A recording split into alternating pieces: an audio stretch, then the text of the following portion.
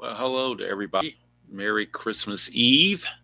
I wasn't planning on doing this, but felt like doing it. I was going to record this and put it out on Christmas morning for consumption, but I figured the more I thought about it, Merry Christmas to you, Kenyon. The more I thought about it, people might be traveling or doing things with family on Christmas morning. So I figured let's look and see if anybody's doing anything tonight, baseball wise, and no one else is streaming baseball tonight. There's some guy doing basketball, but no baseball. Hello, Beatles. I did do the History Maker 1908 game. If you want to check it out, I did the Detroit Chicago a couple days ago, so it is out there for consumption. And as you notice, Beatles, in the title, I gave a jab at that old first look just to try to be facetious. Because I'm not looking at the 1984 cards per se. I'm going to go straight into Rick Sutcliffe's first game as a Chicago Cub after the trade, and which was critical because Rick Sutcliffe was 16-1 with a 269 earned run average. And if you combine his card instead of giving him his own special card for the Cubs, you're really missing the point. So I also have an update from Strat-O-Matic as well. As I was finishing out the 2020 Imagine set and separating the cards, not only did I find those couple of sheets that I talked about, but I have all these sheets that are nothing but duplicates right here. All of these are duplicates. I've already got these guys. These are duplicates that were put in, and there were no extra players. So I did send an email to Strat-O-Matic, and I sent that on Tuesday. No, I'm sorry. I sent that on Monday. Sent an email to Strat-O-Matic on Monday. Yesterday, they emailed me back. They apologized for the error and told me they would be sending the extra cards to me.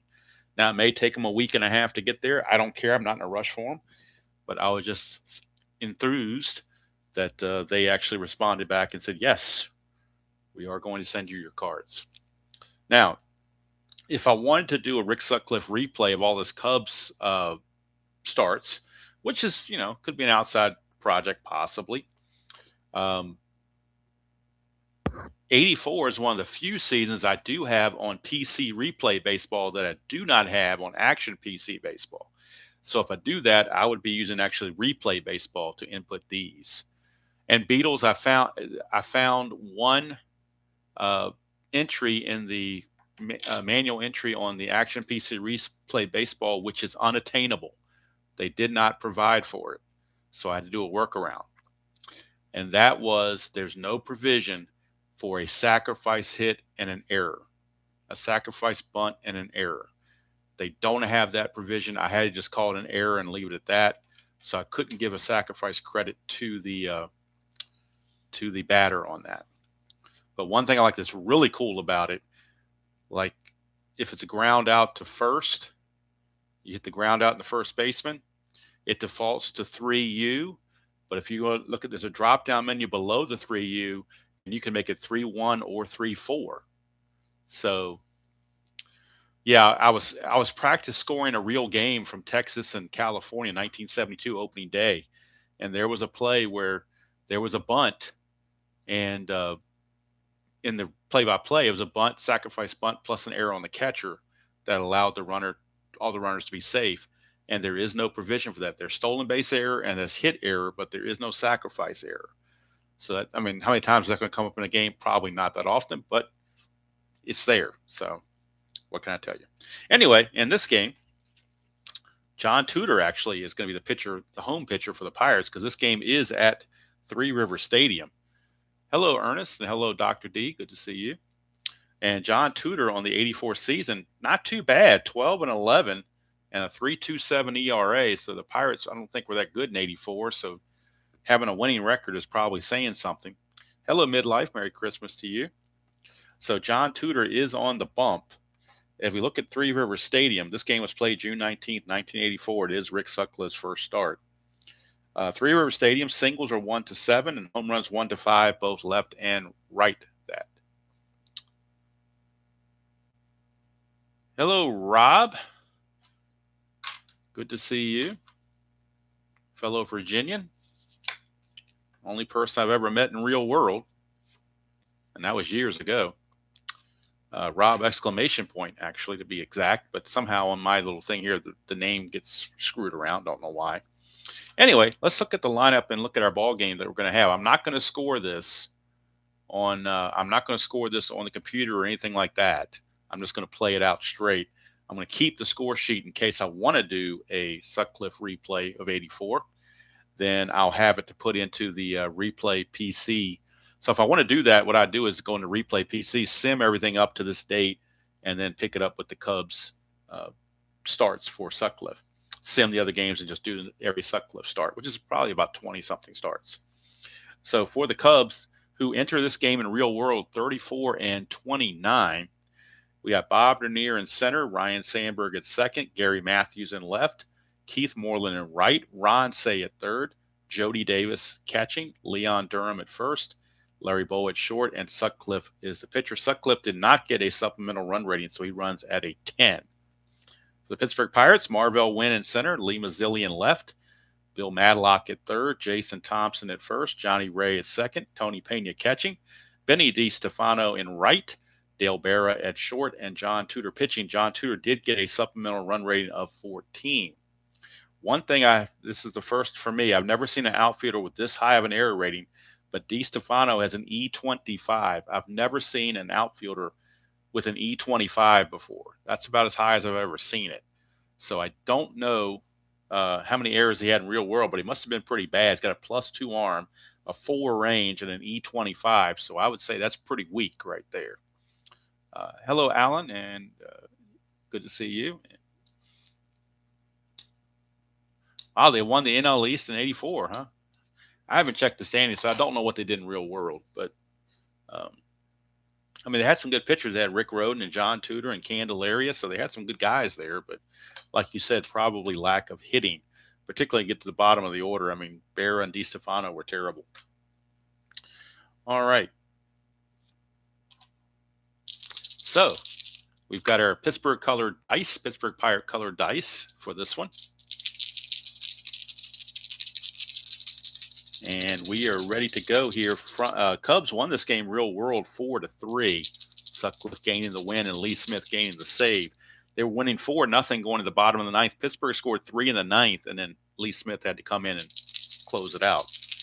Sutcliffe has a fatigue of 8, and John Tudor has a fatigue of 7. So if they're pitching well, we'll keep them out there and let them go as long as they can, I guess. I'm trying to get as close to the cards as I can without losing peripherals. So hopefully you guys can see the cards okay. All right. Bob Dernier to lead it off against Mr. Tudor. We got a 2-8, and that's going to be a fly ball to left field. And that's handled out there by Mazzilli, 1 away. So Tudor gets the play there. By the way, Tudor will be using pitch rating card number 3, and Rick Sutcliffe will use pitch rating card number 4. Here's Ryan Sandberg, 4-6 against the Tudor against the right-hander on a 4-6 will be a walk. So Sandberg will walk. Not sure if he wants to try to steal. Probably a good idea, though, that he would. On the season, he stole 32 bases, only caught 7 times. So to get the lead, he needs a 2, 3, 4, or a 5. Kenyon, there's no ceremonial first sip at night. I do not drink coffee at night. I'd be up all night if I did that. So he needs a 2 through 5 to get the lead. He does not get it, so he will hold. And here's the Sarge, Gary Matthews, left fielder. 2-6 against the lefty. That's a single 1-13. That's a 2. Base hit, 1-star advancement. Runs at first and second with only 1 out. And Keith Moreland, right fielder, will step to the plate. We get a 2-3, and that is a single. There's an omega here for a clutch result, but we're not in a clutch situation because there are not 2 outs. So the single to right field is good. Single to right, and with you-know-who in right field, Benny DiStefano with a +2 arm, Sandberg is going to go, and that's going to be pretty much automatic. So he will score, and instead of throwing for Sandberg, they will hit the cutoff man. Let's see if Matthews might be able to get to third automatically too. Let's see. It's not being held, makes him a 16. To throw from right to third base, add 2, make it 18. Yeah, he's pretty much going to be in there automatically. There's really nothing to do with that. It's just automatic because DiStefano is just that bad. So 1-0 Cubs here in the first. Hello, Captain Carl. 2 errors and 33 chances. Okay, well, like I said, they gave him an E25, so here comes the Penguin, Ron Say. Runners at the corners, 1 out. They're back for the double play. Pirates are looking to turn 2. 6-10, and it's a fly ball, right field B. That'll be a sacrifice fly to right field. DiStefano cannot throw out the Sarge, and the Cubbies lead it 2-0 here in the first inning. And here comes Jody Davis Eyes. Catcher, 2 outs, runner at first, and Moreland not being held. Oh, it got stuck in there, so let's bring this sucker back out. Try again.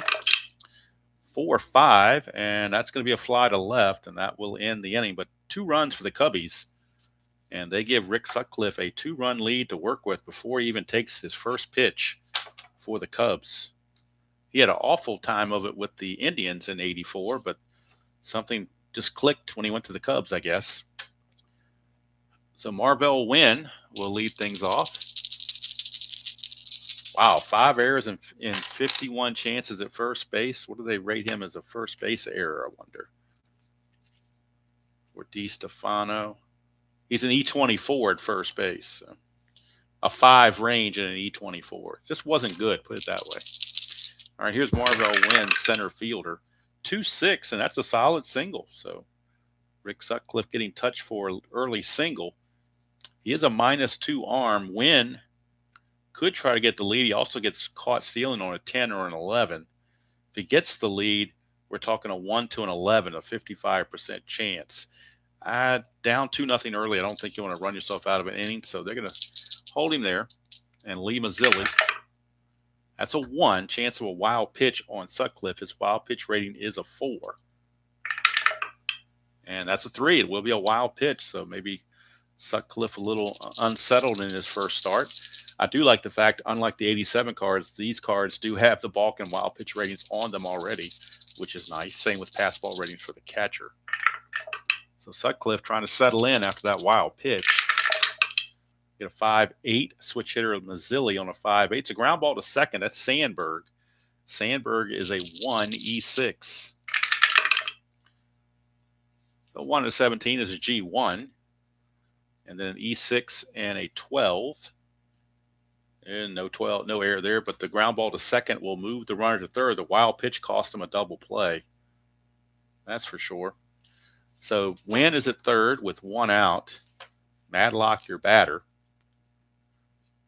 And with a 2-0 lead, they'll play the infield back. Sutcliffe to Madlock. 3-8 for Madlock. That's a ground ball back to the pitcher. Well, the pitcher is assumed to be in automatically. On a ground ball B, the pitcher is considered in.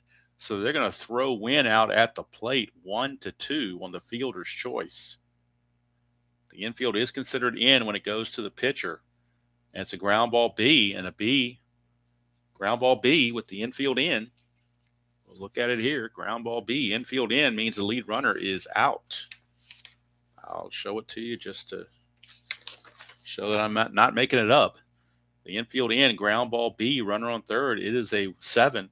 7 says batter safe, lead runner is out. So pitcher is always considered to be playing in. So that's going to be a fielder's choice for Madlock. He'll reach first, but they do get Wynn at the plate. And there's 2 away.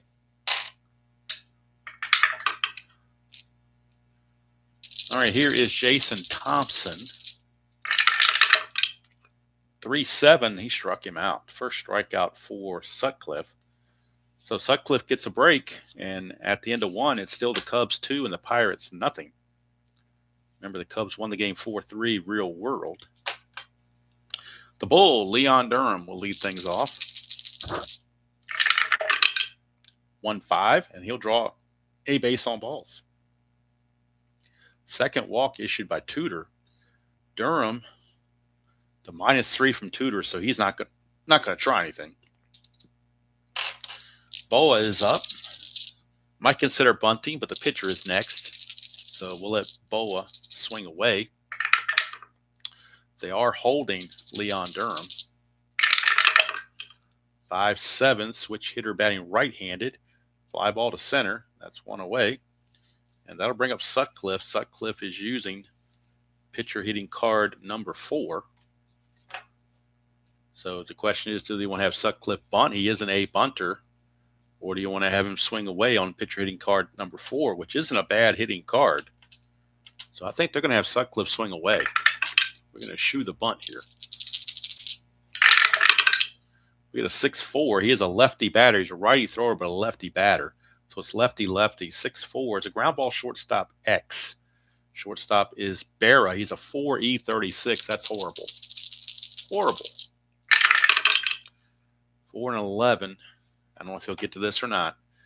4-11 is a G3. So the runner's going to go to second base. It'll act just like a bunt, basically. That is a 12, and he is an E36. E36, there's a 13, but no 12. So it will not count as a sacrifice, but it'll kind of act like a sacrifice as the ground ball to Berra. His only play is to first. So Durham's in scoring position for Bob Dernier. Dernier flew to left his first chance.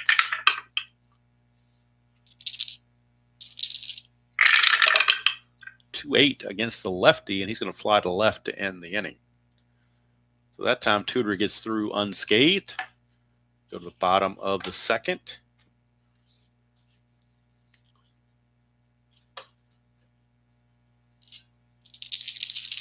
And that'll bring up Johnny Ray. 3-8 for Ray is a pop-up to short, one away. One down for Tony Pena. 2-2. And that is a hit by pitch plus injury, but I'm not playing injuries in this particular game. We'll go ahead and just call it a hit by pitch and be done with it. Pena will have to be held, but won't go anywhere. And Beatles, I did use Diamond Mine Baseball to get the actual bench and bullpen arms that are available for this game specifically. So I've simmed the season up to this date and saw who was on the roster. So I know who's in the bullpen and who's on the bench that's available and who the future starters are so that I don't use a future starter in relief by accident. Hello, Joel. Good to see you. All right, here's DiStefano against Sutcliffe. 5-6, and that's a strikeout for Sutcliffe. That's his second. 2 down. And Beatles, if you think I should change that title to not mock the first look thing, I'll change it when I'm done. I was just having a good old time being funny. All right, there's a 1. So Sutcliffe's wild pitch rating again is a 4. And it's not going to be a wild pitch. Here is Berra.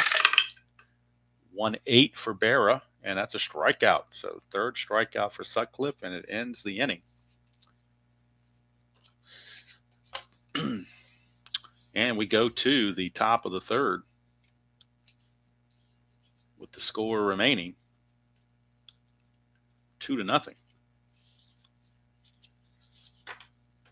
Coming up top of the third for the Cubbies, it'll be Sandberg, Matthews, and Moreland, heart of the order. Sandberg walked and scored his first time up. Truly one of the best second baseman years of all time, I think, from Ryan Sandberg. I think this was, you're not going to find many second basemen that had a single better year than this.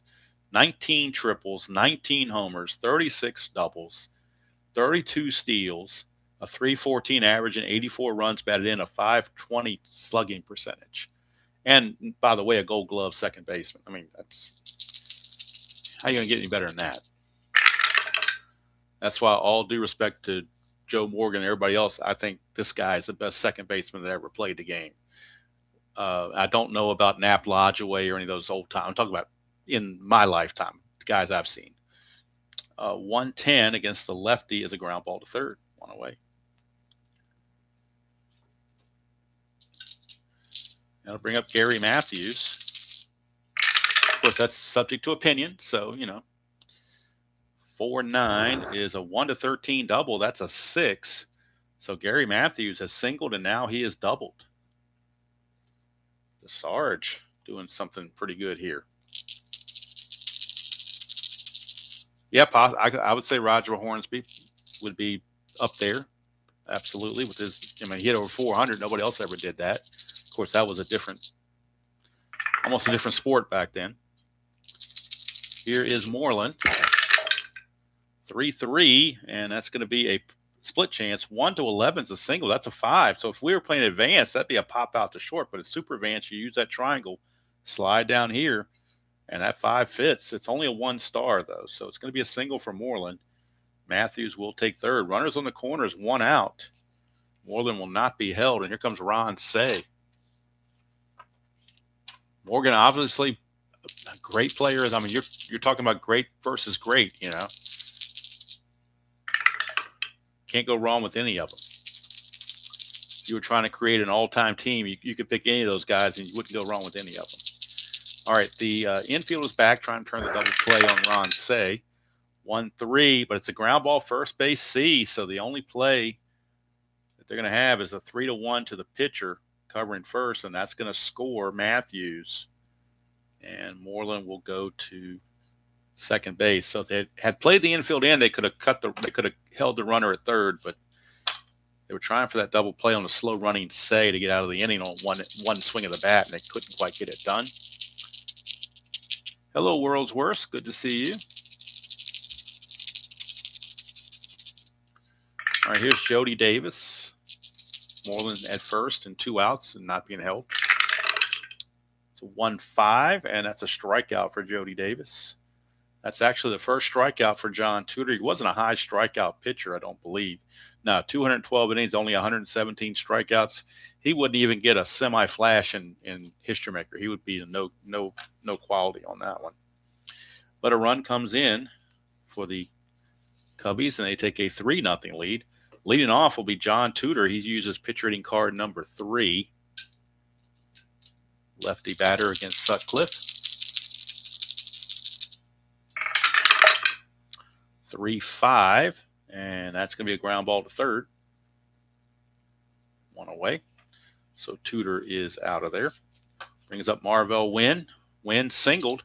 Went to second on a wild pitch. Was thrown out at the plate trying to score. 2-8 is, oh, look at this. 1-8's a triple. That's a 6. So Marvell Wynn comes up with a triple. A single and now a triple for Marvell Wynn. And here's Lee Mazzilli. The infield is back. They lead 3-0. They'll give up the run. They want to prevent a big inning. 3-8 for Mazzilli, and that's a walk. One thing that will do is set up a double play. Mazzilli has a chance to get the lead with a 5. Does not get the lead. He will hold. And here is Bill Madlock. Infield back for that double play. See if they can get out of the inning with a double play. 3-4. And that's a line out to first plus injury. But again, I'm not doing injuries. Good thing is that there'll be 2 Pirates already hurt. So we're going to just line it to first and call it out number 2. And here is Jason Thompson. Thompson is now a clutch situation, by the way. 3-9. Oh, 3-10 would have been a clutch hit, but 3-9's a ground ball to Durham. And so Sutcliffe pitches around that triple. A line out and a ground out take care of things. We go to the 4th, still 3-0 Cubbies. And I do want to wish everybody a Merry Christmas. Hope you are able to celebrate that with family and friends. If not in person, via Zoom or something like that. All right, here is the Bull, Leon Durham. 2-10, and that's going to be a fly to center. Durham is out of there. Well, I will say these cards are pretty decent shape as far as quality. Much better than those 2020 Imagine sets for sure. Probably a little bit better than 72. I think these are a little bit thicker than 72, but they're very good cards. I like the font. I like, everything about them. Here's Larry Boa. 6'4", right-handed as a switch hitter. Ground ball, shortstop X. That's Berra again for E36. 4-19, he'll make that play. E36 and a 10. There aren't too many errors on 10s, and there's not one here either. So Berra gets a friendly roll and was able to make that play. That'll bring up Sutcliffe, pitch rating card number 4.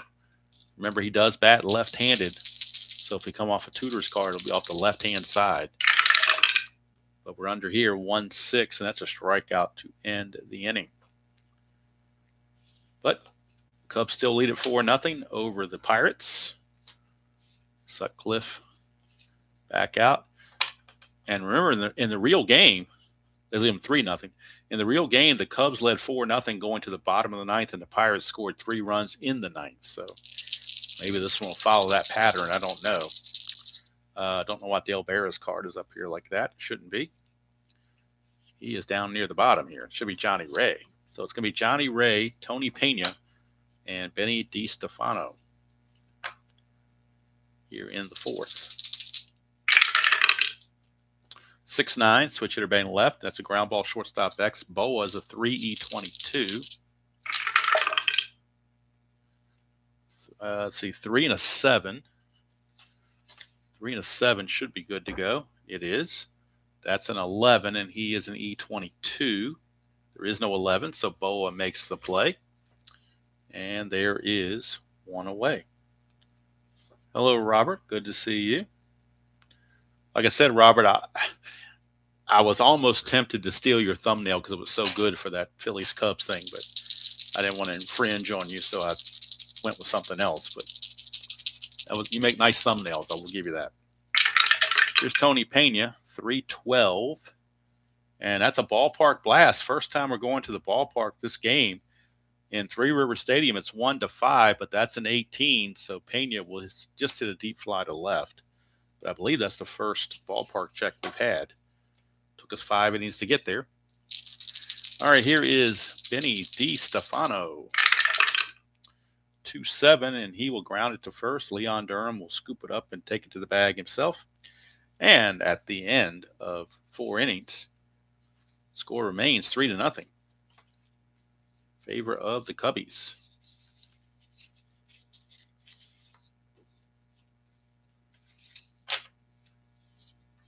Leading off for the Cubbies will be the top of the order, Dernier, Sandberg, and Gary Matthews. Dernier 0 for 2. He's flied to left twice. 5-5. And that's going to be a strikeout for John Tudor. There's a dot there, but of course, he doesn't get fatigued. His fatigue check doesn't start until the 7th inning, so he's good to go. Here's Ryan Sandberg. He's walked and grounded to third. It's a 6-8, and this time he'll pop it up to the shortstop, Berra, 2 down. And that'll send up Gary Matthews. 4-8, and that's going to be a 1-10 single. And, of course, the double die shows up as a 1, so it's a base hit for Gary Matthews. He is 3 for 3. Wow, Gary Matthews. 291 hitter, but he's 3 for 3 in this one. And Moreland's 2 for 2, so he could certainly join them. Matthews not going to go anywhere. Here's Moreland. 110, and he will fly to right field where DiStefano makes the catch, and that's going to take care of it. We go to the bottom of the 5th, still 3-0. Sutcliffe back out. We'll face Berra, Tudor, and Wynn. A little bit early for a pinch hitter for Tudor, so we'll let him bat. 4-9, and that's a walk. Well, now Tudor can bunt. So since Berra got on via the walk, Tudor is able to bunt now. Second walk issued by Sutcliffe. He's also hit a batter. And now we bring Tudor back out for the bunt. He is a B bunter. Infield's in, so it's going to be, or infield's in at the corners, I should say. So this is going to translate to a C bunter. Nothing on the Havoc. Let's see who fields it on the C bunt.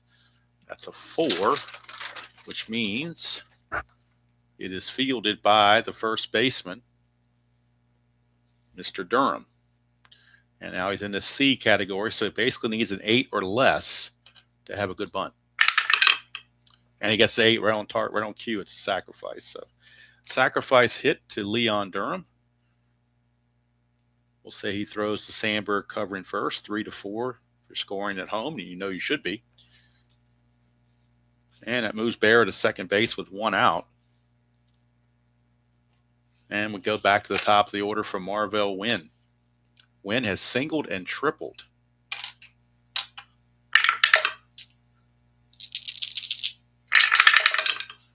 4-7, and that's going to be a 1-7 double, but that's a 19. He will fly to center. 2 away. Boy, if he had gotten a double here, we'd be on cycle alert. Although Marvell Wynn had no home runs in real life, so he could not hit the cycle. Unless I was playing basic, that'd be the only way you get a cycle. So it's impossible for Marvell Wynn to get a cycle in either advanced or super advanced because he had no home runs. But he could in basic. So. All right, here's Mazzilli in the clutch. Hello, Colin. Good to see you. 2-4, and that's going to be a fly to left. The Sarge will put that away. And at the end of 5, this is kind of going along like it did in real world. 3-0 after 5. In fact, let me see. Go back to that box score and see what the score was after 5 innings. Oh, 4-0. They scored 2 in the second, 2 in the first, and 2 in the third. With the so I was off by a run here. In real world, they scored 2 in the first and 2 in the second, and then went scoreless the rest of the game. And the Pirates picking up 3 in the 9th. So we're getting close to imitating art, if you want to call it that, or imitating life. Art imitating life, I guess, is the right term. Here's Ron Say. 2-8 against the lefty, struck him out. Here comes Jody Davis. 4-5, and that's going to be a fly to left. 2 down. For the Bull, Leon Durham. Durham, 3-5 against a lefty is another strikeout. So Tudor now up to 5 strikeouts. Not known as a strikeout pitcher, but he's getting them in this game. And we go to the bottom of the 6th, still 3-0. It'll be Madlock, Thompson, and Ray. Heart of the order for the Pirates. 3-8 for Madlock, and that's a ground ball right back to Sutcliffe. Out number 1. For Jason Thompson. Thompson 0 for 2. 5-4. Ground ball third base. Next, we're looking at Ron Say. Say is a 4E13. 4-10 should be okay. 4-10 is a G3. The pound's irrelevant, so G3 is good. That's a 9, and he's an E13. E13 is 11, 16, and 18, but no 9. So Ron Say with a nice play. Here's Johnny Ray. 5-8. It's going to be a ground ball to Sandberg. He's a 1. You know he's going to get to it since he's a 1. So we're just checking for the error. That's an 11, and he's an E6. I don't think that's going to be an error. E6, only errors are 3, 16, and 18. So Sandberg makes a nice play, and 3 easy ground outs induced by Sutcliffe. We go to the top of the 7th, and this will be the fatigue inning for John Tudor, so we'll keep an eye on him. In the actual game, Tudor went 6 in the 3rd, so he was relieved in the 7th inning in real world. So we'll see if that again is the case. And he was relieved by Don Robinson. So I'm going to go ahead and get Don Robinson warmed up just as he was in real world. So Don Robinson will be the new guy coming in when and if he gets in trouble and needs relief, it'll be Don Robinson. If Tudor can make it through the inning, he does bat 4th. So it's possible that they could try to squeeze another inning out of him and then pinch hit for him. Here's Larry Bowl. 4-5. Tudor against the right-hander is a fly to left. 1 away, and that brings up Sutcliffe using pitcher hitting card number 4. 3-8, and that's going to be a single 1-16, but that's a 20, so he's going to line it to short. And that is out number 2. And here comes Dernier.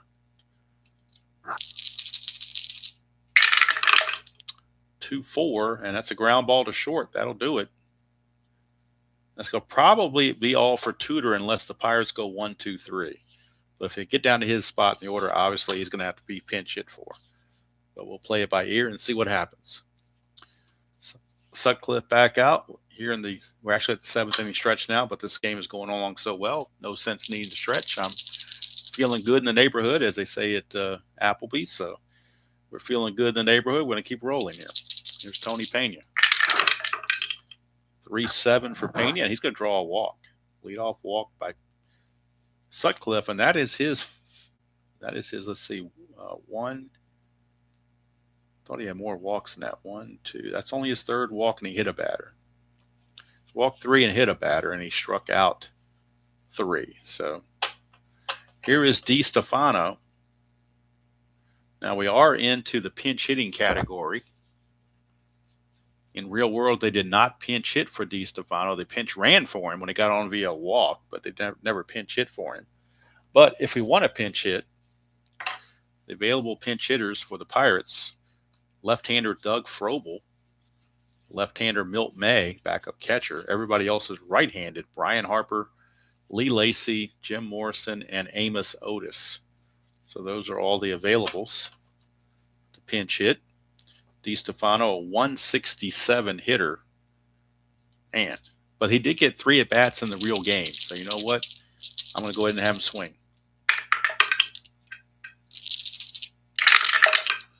1-8, and he pops it up. Boy, 1-9 would have been a great number to get, but 1-8 is a pop up to first. 1 away. And that'll bring up Dale Bear, and barring a double play, they will pinch it for Tudor. 1-9, and that's a strikeout. Strikeout number 4 for Sutcliffe. And so now that'll officially close the book on Mr. Tudor. He's going to go 7 innings. Now, I'm not scoring this game on the computer, so now I've got to do things manually. Heaven forbid. I do believe Doug Frobel. Yeah, Doug Frobel will be the pinch hitter. He's a lefty. Only a 203 hitter, but the manager's going to go with a lefty. I think that's just pretty much going to be obvious. You're always going to go with a lefty, almost guaranteed. So Frobel will pinch hit here in the 7th inning. Tudor will finish up Tudor after this happening is over. Right now, Pena is at first with 2 outs, and Sutcliffe dealing with the pinch hitter Frobel. And that one die got stuck in there again. Don't know why it keeps doing that. RJL, do you ever get trouble? You got the same tower I have. Do you ever have trouble having dice stick up there, or is that operator error on my part? Maybe I'm not putting it in correctly or something. I don't know, but it just seems like that's happening a lot more to me than it should, is all I'm saying. 6-12, and that's a ground ball to Sandberg, and that will end the inning. So that will do it for the Pirates. They can't do anything with that. And we'll go ahead and put Don Robinson in the game as the new pitcher. He's a +2 hold, so it makes him a -1. He's going to be facing Sandberg, Matthews, and Moreland. Let's see about moving this over a bit so we don't lose the cards. All right, so Tudor gives up 3 runs. They were earned. It's going to give up 1, 2, 3, 4, 5 hits, so not bad. Walked 1, 2, so he's walking 2, striking out 5.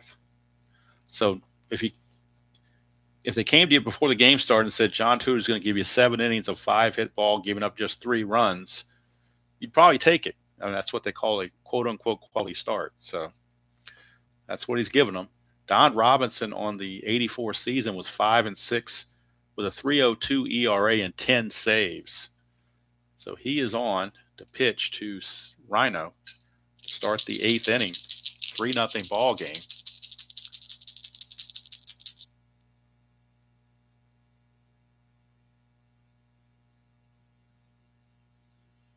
I totally agree, Midlife. I totally agree. Like I said, if you can't be there in person, the modern technology of FaceTiming and whatever, Zoom or whatever you want to call it, it definitely is a nice thing when you have family that are, you know, stretched out over the country or overseas for that matter. All right, here's Ryan Sandberg against Robinson, 3-6, and that's a strikeout. So Sandberg hasn't had a great game. 0 for 3 with a walk and a run scored. Here's Gary Matthews. He's 3 for 3. 2-8. Make it 4 for 4. He did it again. Gary Matthews, 4 for 4. So other than Sutcliffe, Gary Matthews would be in line for player of the game. Matthews will not go anywhere. He will be held. He won't go anywhere. And here is Keith Moreland. 4-9, and that's a fly ball to center. Marvell Wynn tracks it down. 2 down with the Penguin, Ron Say.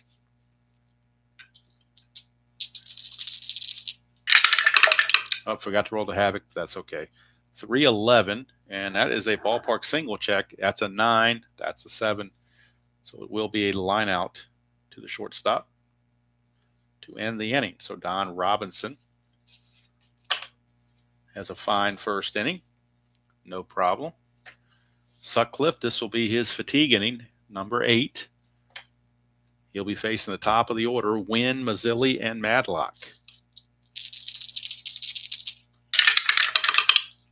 3-4, and that's a ground ball to third. 1 away. Here's Lee Mazzilli. 6'10", switch hitter. Ground ball to shortstop X, that's Boa. He is a 3E22. 3 and a 17. No problem at all on a 3 and a 17. That's a G1. A 7 and an E22. There's a 6 there, but no 7. So Boa able to make the play. 2 down for Bill Madlock. It's a 1-9, and he grounds it to save for an easy out. So another 1-2-3 inning for Sutcliffe. He will keep full endurance into the 9th inning. So this game is almost identical to what the real world game was. It was 4-0 going into the 9th inning. In the actual game, we're 3-0 here. In fact, let me look and see how the Pirates got their runs. We had a walk and error by Matthews. Pena then doubled, and then he took Sutcliffe out at that point. Let's see. And then Lee Smith had to close it out and get the final 3 outs. All right, so top of the 9th, here's Jody Davis. 3-6 for Jody Davis. He grounds to short. And that's 1 away as Berra makes the play. Here's the bull, Leon Durham. 2-11, and that's a ground ball to second. Easy play for Johnny Ray. 2 down. And Larry Boa. And, of course, Sutcliffe is on deck, but he will hit for himself if it gets to that. 2-5, and it will get to that because Boa just get a 2-out single. So now Sutcliffe will bat for himself. Hit pitch hitting card number 4. Boa will not try to steal or anything like that. He will be held, but he won't try to steal. And here is Robinson to Sutcliffe, 2-9, and that is a ground ball to first. Jason Thompson will take it to the bag himself, and that will do it for the Cubbies. So we go to the bottom of the 9th, last chance for the Buccos. They have a better chance than they did in real world because they're only down 3-0 instead of 4-0. It will be Thompson, Ray, and Pena due up. In the real world game in the bottom of the 9th, they started out with Thompson. He was the leadoff hitter, so look it up, if you will, on either Retro Sheet or Baseball Reference. But if you look at this game on June 19th, 1984, it was 4-0 real world. We're 3-0 here. And to start the bottom of the 9th, Jason Thompson led off the game with a walk, or led off the inning with a walk. And he's actually leading off our inning here. So that's kind of spooky. Hello, Bob. Good to see you. All right, here's Thompson. Let's see if he walks or not. 3-8. No, he does not. He flies to center. We didn't need a 3-6 to draw a walk. But he flies to center. Lee Smith is in the bullpen if needed. They don't want to take any chances just in case Sutcliffe might falter just a tad. So Lee Smith is loosening. In the 84 season, he was 9-7, 3.65 ERA, and 33 saves. So Lee Smith is loosening the bullpen just in case Sutcliffe needs him. But I'll only bring him in if he starts giving up. If he loses a shutout, I'll take him out. As long as the shutout's going, I'm not going to take him out. Here's Johnny Ray. 4-8. 4-8 against a left-hand or a switch hitter batting left is a 112 single. That's a 9. So Johnny Ray is aboard. And again, down 3-0, you're not going to steal because your run's not important.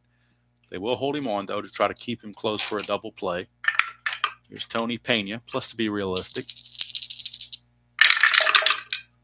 3-8 for Pena. And there we go. We got a Giovanni's Tailor Shop tailor-made double play.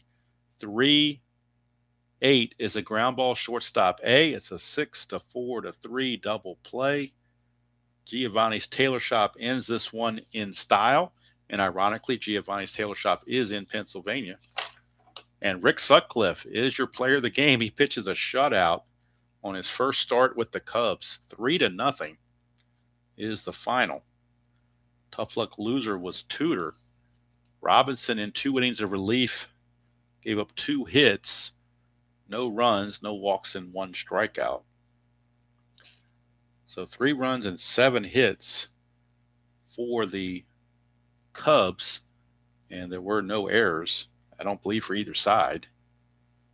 Neither side had an error, so no errors there. For the Pirates, they got 1, 2, just 3 hits. 2 of them by Marvell Wynn, and 1 of them here in the 9th by Johnny Ray. They had a hit by pitch and a couple of walks, but that was it. Just 3 hits, so a 3-hit shutout for Rick Sutcliffe. And he struck out 4, walking 3, and hit a batter. So the winner is Rick Sutcliffe, 1-0. How about that? Tudor, what was his real? Let's see. Your Tudor took the loss, which he did in the real game, which dropped him to 4-4 on the real game. Sutcliffe went to 1-0, obviously. But Lee Smith did not pick up his 13th save because he didn't need it. Oh, thank you very much. I appreciate that. That was quite nice of you, actually, H. Field. I appreciate that. That is really sweet of you to do that. Merry Christmas to you. Not sure what to say other than thank you. I don't. It's the only words that can come to my mind off the top of my head. Pleasantly surprised, but thank you very much. Appreciate that. And yes, Alan, as if I should have been doing my Kip Scary thing here about Cubs win, Cubs win, Cubs win. But and ironically, Rick Sutcliffe beat the Pirates in September to clinch the pennant as well in Three River Stadium. So kind of interesting how that went full circle. His first start was here, and the start that clinched the pennant was there as well in 1984. So there you go. Final line score for the Cubs: 3 runs, 7 hits, and no errors. For the Pirates, no runs, 3 hits, and no errors. Left on base for the Cubs: 1, 2, 3, 4, 5, 6 left on base for the Cubs. And for the Pirates, they left on 1, 2, 3, 4, 5, 6, 7 left. No, I'm sorry, 6 left on base. They both left 6 on base. Of course, the Pirates had the runner thrown out at the plate in the first inning. That kind of set the tone for the whole game, I had a feeling. And there you have it. So obviously, I'm not going to do anything tomorrow because it's Christmas and we got family obligations to take care of and whatnot. On Friday, I'll be back to the 1987 American League game, the final game on June the 5th. And that's going to be the Seattle Mariners hosting the Kansas City Royals. And then on Saturday, I'll be playing the National League game from that date, which is the Pirates and the Mets, where Doc Gooden will be on the mound for the Mets against a rookie named Mike Dunn. So that'll be on Saturday. And then when we get to Monday, we go back to our normal 1987 situation. And since it's New Year's and not Christmas, I don't see any reason in departing from anything. I should be able to stream all 5 days. There's no reason why I wouldn't. But again, thank you all. Particularly, thank you, Mr. H. Field. for that. It's a very, very generous of you. Thank you very much. Uh, be sure to watch all these channels out there. Uh, whether it's RGL Network, he's going to be starting up in January. His Inside Pitch Advanced 1980 season. Don't forget to check out Beatles Eternally. He's always got something going on with either Action PC, Pocket Pennant Run, or OOTP. Usually one of those three, or Apago. That's another one that's been out there that he's done recently. So be sure to check that out and give those guys a following, because I know they put in work for it, and I mean it's a labor of love, but it is a labor nonetheless. So again, thank you all for being here on this Christmas Eve night. I hope Santa is good to everyone tomorrow, and you get whatever it is you would like. Kenyon, yeah, it's kind of hard not to give a player of the game to the guy that went 4 for 4. But how do you do that with the guy who pitched a 3-hit shutout? I mean, it's kind of maybe co-MVPs. I hate to take the steam away from Sutcliffe, but you can't ignore what the Sarge did either. I mean, 4 for 4 with 2 runs scored. What else is he supposed to do other than hit a home run? Rogers, Merry Christmas to you. Thank you. Merry Christmas to you, Bob. Merry Christmas to everyone that's here. And if you're watching it later and it's still not, you're watching tomorrow morning maybe, and Merry Christmas to you as well. Of course, if you're watching it 6 months from now, it may not make any sense. But anyway, this is not a Rick Sutcliffe project by any means. But if I wanted to do something like that or go that route, I've got my first game in the bag. So I'm going to keep this score sheet. And if I decide to at some point do a Rick Sutcliffe 84 replay, game 1 is in the books. And I can go in, keep the score sheet, and I can just make a new playlist and make this the top first game in the playlist. So kind of kill 2 birds with 1 stone by playing a game that I might or might not do a project with, but it leaves the door open. And same thing with the 72 game I did yesterday. Just happened to be a Steve Carlton game. So if I want to do the 72 Steve Carlton replay, I've got game 1 in the book for that. And it's already input into Action PC Baseball via manual entry. So that's already been set, put in stone. So I keep, I don't have to worry about losing a score sheet because it's already computerized.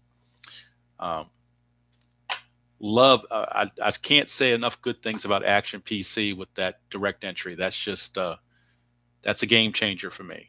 A total game changer for me. I had not done much with Action PC lately, and I felt kind of silly because I actually put something on Facebook, and I felt silly putting it on there in the Action PC group, where I couldn't figure out how to change from the regular game to manual entry and go back and forth throughout the game. I felt like it was looking like if I picked one to start the game, I had to stick that way the whole way through. And of course, Uncle Ron set me straight and said, "Hey, buddy, you knucklehead, there's a button here that says on and off. Just use that." So I was able to find that, and I actually did experiment with it. And yes, I did. I could go, back and forth or whatnot. But anyway, if anybody wants some extra imagined duplicate cards from 2020, Strat sent them to me. Talking about knuckleheads, and but I did email them, and they are going to send me the additional players. It might take them 2 weeks to get there, but they're going to get them to me, hopefully. If they don't, I'll certainly come back on and let everybody know, and I'll be emailing them as well. But anyway, that's pretty much about it. Hope you all, like I said, have a wonderful Christmas time.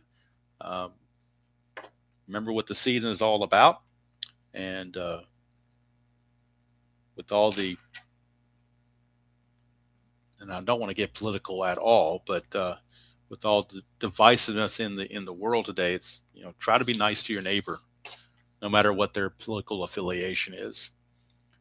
Just try to be nice and civil and agree to disagree. You can disagree, but do it agreeably. No sense in any, hatred out there or whatever. If you dislike somebody, just ignore them or whatever. No need to. I see people get on Facebook and get into arguments on Facebook, and it's just, to me, it's ridiculous, but whatever. Yeah. Beatles, the answer before I had a chance. All right. They do have a lot of seasons. Absolutely. And they may still be on sale. I haven't been to the website lately. Let me see if they're still on sale for $9.50. So I picked up 3 of them the other day. Let's see here if they're still on sale or not. They probably are through New Year's. No one. I mean, it seems like he's always having a sale. I mean, you're more apt to get on there and find. It's gonna be harder to find him not having a sale than having a sale. So let me see your seasons. Here we go. Yeah, they're still $9.50. So if anybody wants to pick up a season, they're still $9.50. Yeah, I'm like Beatles. I don't like the digital diamond because of the syntax. It just some of the things there are just really hard for me to get around. The Action PC is just so wonderful, and the thing is, it's a great game on its own too. I mean, even without the manual entry, it's a wonderful game. Hello there, Mr. D. Scott Howard. Hope you're having a great Christmas Eve, and hopefully Santa will be nice to you tomorrow as well. Not sure what else to say or talk about. If anybody has a question to me, I'll be happy to answer it. If you got any questions about projects or whatever I'm going to be playing the next couple days, or you want to tell me I'm ugly or whatever, just whatever, anything. I'll stick around for a minute or two and take abuse.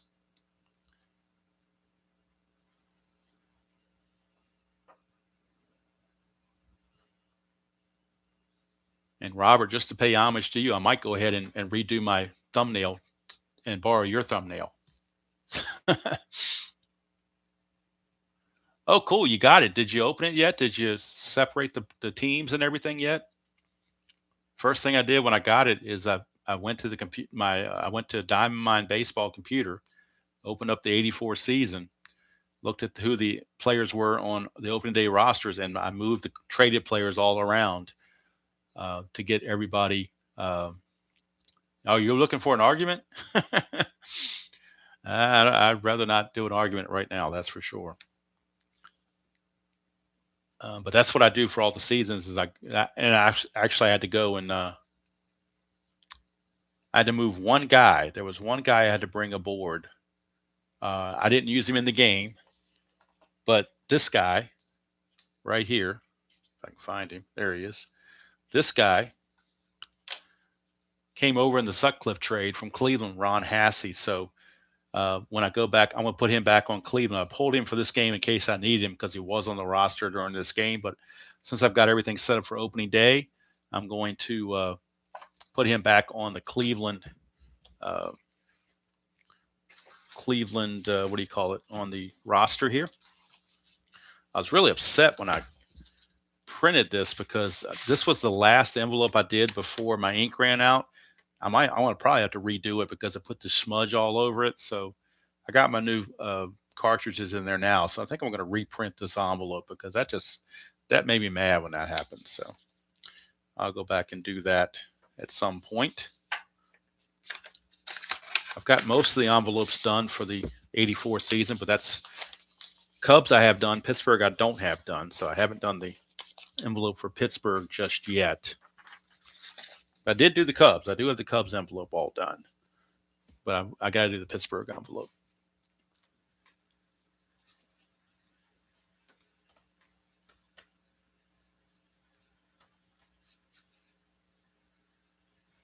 Oh, 80 and 86. Wonderful. I have the 86 already. I was debating between 84 and 80. I knew I was getting 72, but I was like, do I want 84? Which I already have 84 in inside pitch and payoff pitch, or do I want 80, which the only thing I have in 80 is replay baseball. But while 80 is a nice season and whatnot, 84 is much more memorable to me than.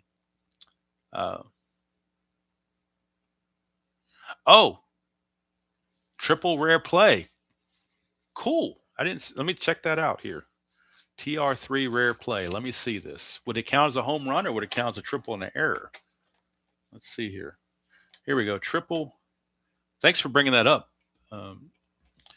Batter hits a ball into the gap in right field and center field collide while trying. The ball rolls away to the roll and the batter trots home with an inside the park home. You are correct. I stand corrected.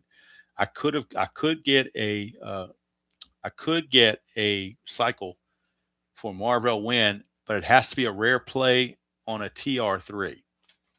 So a TR3, the outfielders would have to be a 4 or a 5, and the Cubs had Gary Matthews as a 4, and so is Moreland. They're both 4s.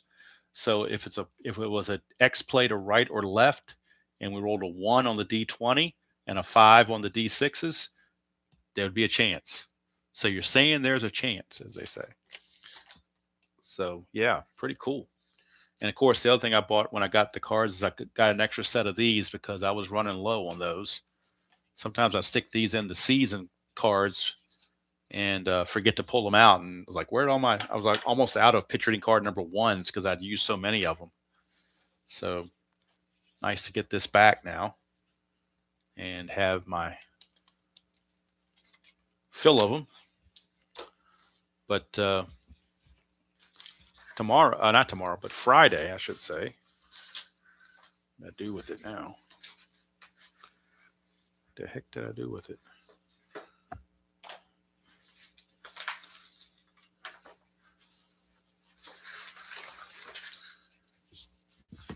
So Friday morning, be back to the 1987 American League replay, and it'll be the Kansas City Royals taking on the Seattle Mariners. That will be the game. It'll be Friday morning at 9 o'clock Eastern, or sometimes I end up being like 9:05 or whatever, but it's somewhere in that general neighborhood. So if you're so inclined and are off and are up and care to watch, that's when that'll be. The only thing I don't like about this replay is it's got the DH. But other than that, I like the replay. I love this because I loved having those pitcher cards out there. The only thing, Robert, I didn't get to do RGL was a double switch. So I apologize for not doing a double switch for you. But other than that, I thought it played pretty well. But darn it, forgot to do that. Didn't really have a chance to do double switch because the pinch hitter for the pitcher made the last out, so obviously it didn't make sense to do a double switch at that point. But I know how much you love double switches. So, hate to disappoint, but, can't do everything. Some things just can't get done. Yes, it is. It's a definite downside. I mean, I guess when I get into this, with his 87 season, I've been playing so much, I just kind of got numb to it. But boy, I tell you what, coming back and playing a National League game or either an American League game before 1973, and I get to experience the using the pitchers hitting, that's where it hits me. That's what's like, daggone, this is what I'm missing. And no, I'm not. This is not being whatever the word is for it, but yes, the rubber bands. I've got rubber bands on my cards for 1984. It's only going to be for another day or so. Probably on Friday, I'll print out the envelope. So it's fine to leave them on there for a couple of days. I wouldn't leave them on there for a couple of months, but a couple of days, it's not going to hurt anything. Way I figure. So, especially these 84 cards because they're in pretty good shape now. If I put them on the Imagine set, they'd probably shred apart, but oh well. Anyway, there we go. Cubs and Pirates. Sutcliffe was the man. He did not disappoint. 3-hit shutout. Besting John Tudor, and Gary Matthews supplied the offense going 4 for 4. So Cubs improved to 35 and 29. Pirates fall to 24 and 39 because that's what the real world numbers would dictate. And so interesting how this game came so close to the real world game because the real world game was 4-3 with 4-0 going to the bottom of the ninth. So it mirrored it fairly well until the very, very end. So if nobody else has any other questions for me as far as questions or something you might want to see that I haven't done in a while, is it something that would you guys want to see another replay baseball game on the board on the tabletop? Would you want to see a fall classic game? Would you want to see an inside pitch non-advanced game? Payoff pitch game, but not the computer, but the payoff pitch? How are the stats, Dr. D? I'd have to look them up, but I did a stat review video after the May 31st game, so I've only played 5 days of games since then. So if you go back and look at that video I did, it kind of gives you what's there. But Jimmy Key is the man. I mean, he's 12-0, ERA well under 2, so he's definitely the man. And I will play an all-star game based on the replay stats. I'm not going to play the actual lineup. Now, I'll play the actual National League. I'll play the actual National League team, but the American League team will be based on my replay. So, Jimmy, I don't know who started the 87. I don't know if it was who would have started the 87. Do you remember who started the 87 American League for the American League All-Stars? I don't even know. But Jimmy Key is going to, unless he totally falls apart, Jimmy Key is going to be the starter for the American League in 1987.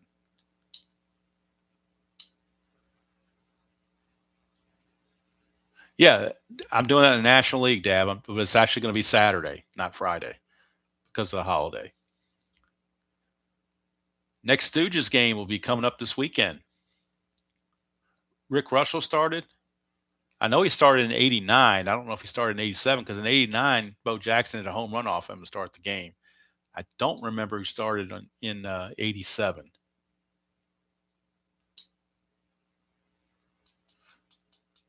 Oh, different game engine. You're talking about just doing random games differently using different game engines.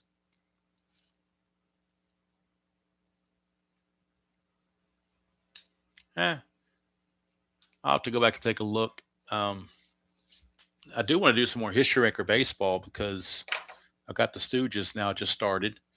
And, oh, yeah, Wade Boggs, I think, went deep with him as well. Somebody had asked me about bringing back the Reds 1990 in History Maker baseball, but like I told him, I said it just wasn't a project that people were into, because just weren't getting. I mean, not that I care that much about views, but it does tell you what people want to see and what they don't want to see. And from my views, that wasn't something that people were tuning into. So I'd rather put out stuff that people want to watch. Granted, yes, I need to want to play it too, but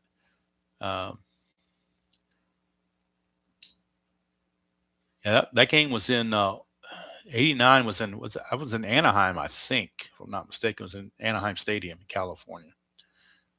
I know 87 was in Oakland. I believe 88 was in Cincinnati. After that, I couldn't tell you. I know 85 was in the Metrodome, and I don't know. And 86 was in the Astrodome. So I know those, but that's about it. You go back further than that. Well, 83 was in Comiskey. 84, I have no clue. So I lose track when it gets that far out. So old memory is not as good as it used to be, obviously. 84 was in Candlestick. Thank you very much. So, and I think 82 was in Montreal, if I'm not mistaken. I think 81 was in Cleveland right after the strike.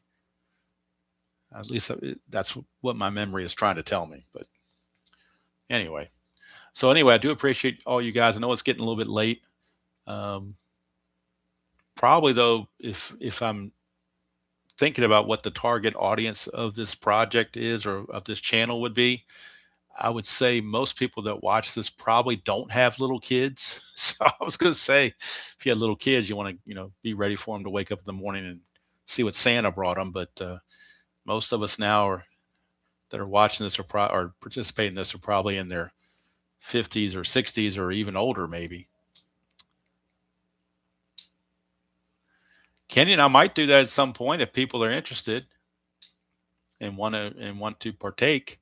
I mean, it certainly would be a different set of players, because the community has changed. People have left and whatnot. So yeah, Tabby will most likely wake me up before, I don't have any kids to worry about waking me up, but Tabby was certainly, although she was good and slept in this morning, so I don't know what she's going to do tomorrow. We'll figure that part out later. All right, folks. time for me to wrap this up and put my toys away, as they say. And I got to get ready for tomorrow. Go to the family and endure the in-laws and all that stuff. That's always quote unquote fun to do, much like Thanksgiving. The best part of Christmas for me is the drive home. That's just the way it is. But hate to be so downtrodden about it, but just being realistic. I mean, there's no what do you call it? No animosity, just politely keeping to ourselves, kind of thing. So,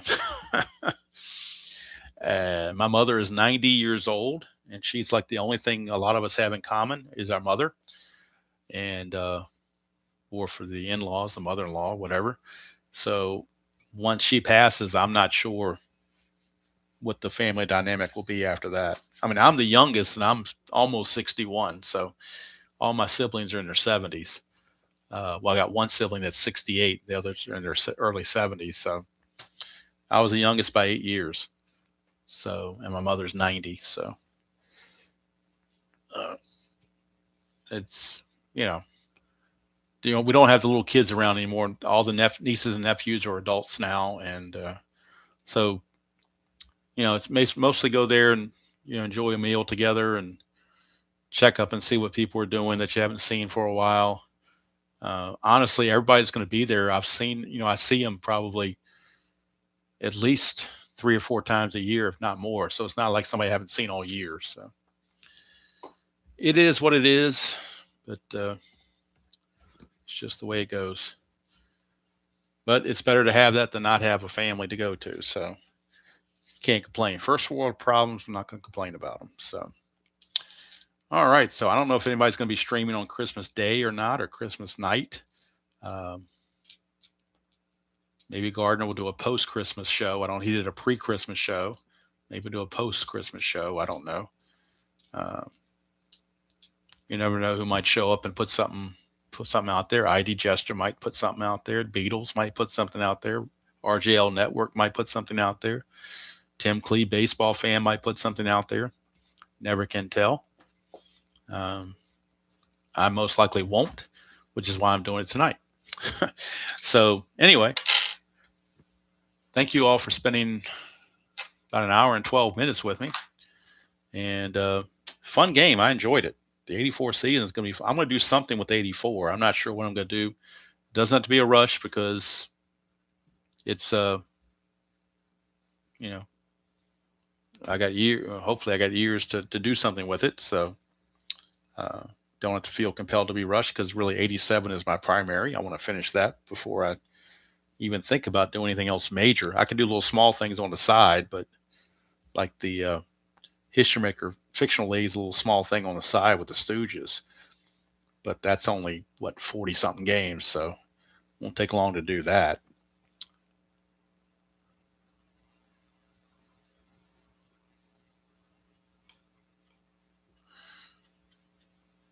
Yeah, midlife, it's you got to enjoy the people you have while you have them because one day they're not going to be there. I mean, I had, growing up, even though I was 8 years apart, I had 3 sisters and a brother. One of my sisters passed away a couple of years ago.